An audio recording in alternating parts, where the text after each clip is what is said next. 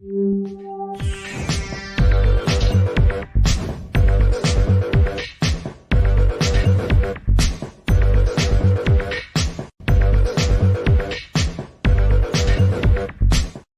welcome to the show. You know where you are, the 9 at 9 with me, Tigo. And if you're sitting there, you know what's about to happen. I'm going to introduce you to yet another fantastic expert at what he does. And this young man decided, you know what? I'm going to be an advocate for small business. And I don't know about you, but as a small business owner, I need all the friends I can get. So sit right there. We'll be right back.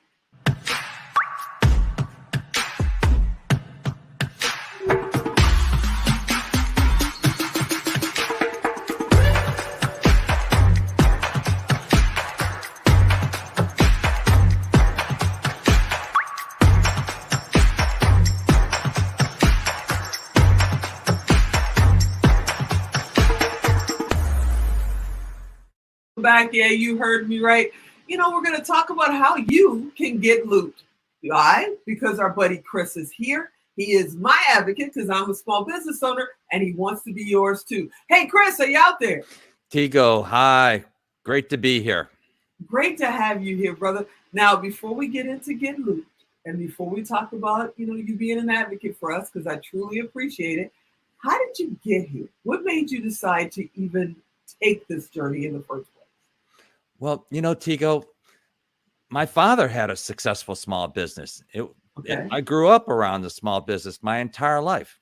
And interestingly, his business started by accident, like so many other small businesses. Him and his brother, Ben, were patching holes in Ben's driveway. And a neighbor saw him, stopped and said, "Hey, would you patch the holes in my driveway too? I'll pay you." Boom. B&C, Ben and Kurt Paving Company, was born. Wow. As simple as that. Wow, that's amazing. That brings back stories of how I started my first business. We'll get into that later. Now, I know you're an advocate for us, but are you also a small business owner? I am. I'm running my own small business right now. Okay. When I first graduated from college, I started a small business. I live in Chicago, and here in Chicago, one of the premier industries that you could be involved in which you could actually be entrepreneurial, was the commodity markets. So I was a trader on the floor of the Chicago Mercantile Exchange, and my brother and I had our own small business. We hired a number of different traders and brokers, and did that for 11 years. Wow. That was a dream of mine because Chicago's my home. I grew up on the South Side, and I met someone that was a broker and a trader years ago when I was, just getting out of the military. And I said, oh my goodness, I'd love to learn how to do that. Back then, that was a really hard thing to figure out how to get in. It was like the secret mission to figure out how to get in. And then I was told it's not so hard to get in. It's after you get in, it's keeping up, and There's being able to survive. Yeah. So you did it for 11 years. That is wild. So what happened next? You did that for 11 years, and then where did you go? Well, what had occurred was the world was changing, and like it changes all the time. And in this case, technology was taking over the industry. They introduced this concept called electronic trading. And I saw the writing on the wall, and business started drying up. And fortuitously, I had prepared, unbeknownst to myself. What I'd done was continued my education on my own because I love to learn. And, Tigo, that's a lesson that I think all of us need to maintain for the rest of our lives. Every single day is investing in ourselves, investing in our knowledge base, and investing in our personal growth. So during the day when I was trading, I'd finish that up and then go to grad school at night. I went to Northwestern and got my MBA in finance and economics simply because I thought it was interesting. Never in a million years did I think I'd need to use that degree. But as it turned out, I did. Once I left the floor of the exchange, I went to work in New York City in the financial industry, always in the commodity sector, but utilized the knowledge that I had gained by continuing my education. And, Tigo, I want to elaborate on this a little bit. I am Okay. such an advocate of podcasts. I think they are the source of so much information. Mhm. Podcasts, videos, YouTubes, you can learn anything. And it's really, if you spend an hour a day focusing on any topic, I'm a firm believer that you'll become an expert before long, and away you I'm go. right there with you. I'm right there with you because it's nothing you can't find right now. Everything Either is on possible. Google or YouTube or Facebook or wherever you want to go, you can find. I mean, if you want to know how to make a very strange cake, go type it on TikTok. Somebody's made it, and the video's there, and you just kind of There it slow it down is. and watch it. It's absolutely amazing, and I truly believe that if you stop learning, you stop growing. You You stop have to learning, keep you going. stop growing. When I Exactly. retired from Wall Street, my youngest daughter graduated from high school. I'd been in New York for so many years, and I think New York is a great place to spend time, but I didn't want to live there for the rest of my life. I wanted to actually go and visit the rest of the world. So Okay. I ended up moving to Colorado and, quote, retired. I, played golf and went skiing and did biking and all of those things that, quote, retired life is supposed to be about. And then And what did you do the next week? two things happened. One was I was getting bored, increasingly Uh-huh. bored. And two, it was pointed out to me by a friend of mine in New York when I came out to visit that I was becoming increasingly stupid also, that the Ooh, lack of uh-uh. using your brain has consequences. Okay, so now we got to jump in because we promised. I said you're an advocate for small business. Mm. What does that mean to you, and why are you doing it? So we live in really contentious times in Mm-hmm. which people have strong opinions. People judge others, I think, rather quickly. We Mm-hmm. don't hear each other. We don't listen to each other. And I tend to believe, in fact, I strongly believe that small businesses can really help us bridge that gap. You know, Small businesses is far more than about transactional activity. I go and buy your service, you sell it to me, and away we go. It's Mm-hmm. really about reintroducing and re-emphasizing the humanity Yes, sir. associated with commerce. Your small business representative in anything, it could be the coffee shop, the bookstore, the hardware store. He cares about you as a customer.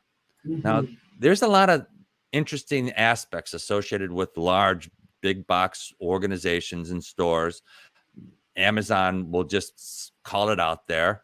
Um, I don't believe Jeff Bezos cares about you or I, but I know that my local big bookstore owner cares about what I read, how Mm-hmm. often I come in, what I'm doing in the neighborhood, how I see how they're actually a couple, Jordan and Tim. They're delightful people.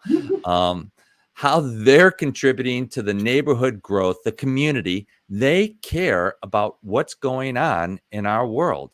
And that's the foundation of us coming together.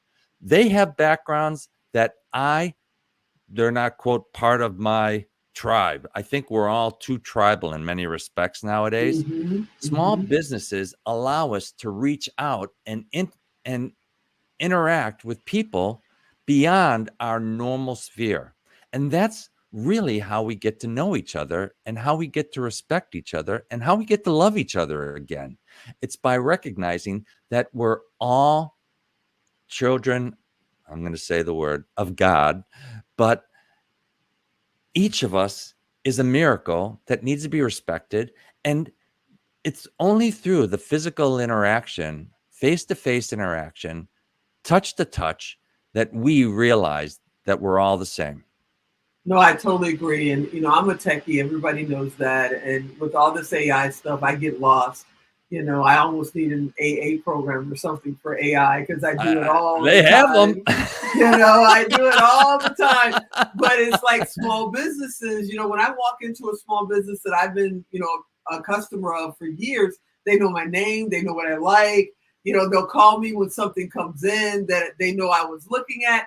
there's that human, effort that is there, because you got like McDonald's and that, and they're taking all the people out, and there's one person running the whole store. Mhm. So I totally agree with you. How are you helping small business connect with small business?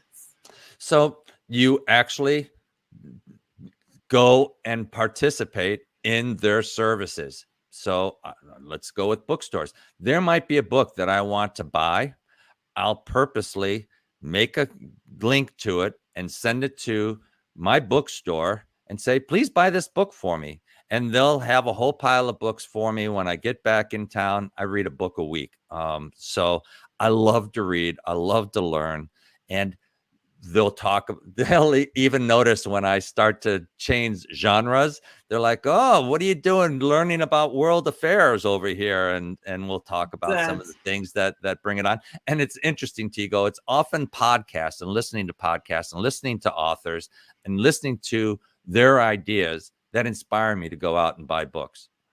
Okay, so if they want to be an advocate or they want to have you help them get looped, how do they get in touch with you? They can get in touch with me at www.get-looped.com. That's GET-LOOPED. And I'm available for speaking engagements. I'm available for seminars. I'm happy to be able to support all small businesses and helping them recognize the value and contributions that they make to their employees, their society, and also to themselves. You're the best. Thank you so much for hanging out with us. I hope you come back again, because we got so much more to talk about. You're absolutely cool, Chris, and I can't wait to get looped. Thank you, Tigo. You're the best. All right, everybody, you know what to do. If you didn't write it down, if you're driving, all that stuff, just go to tigodirect.com, type in get looped, type in Chris, type in advocate. Guess what? He's coming up. Send him a message, say, hey, I want to get looped. I want to be an advocate in my community too. Or I want you to come and speak at my event and help our community. That's all you got to do, tigodirect.com. But for right now, I hope you enjoyed this episode. I want you to come back next time. And as always, I'm Tigo. I'll talk to you next time.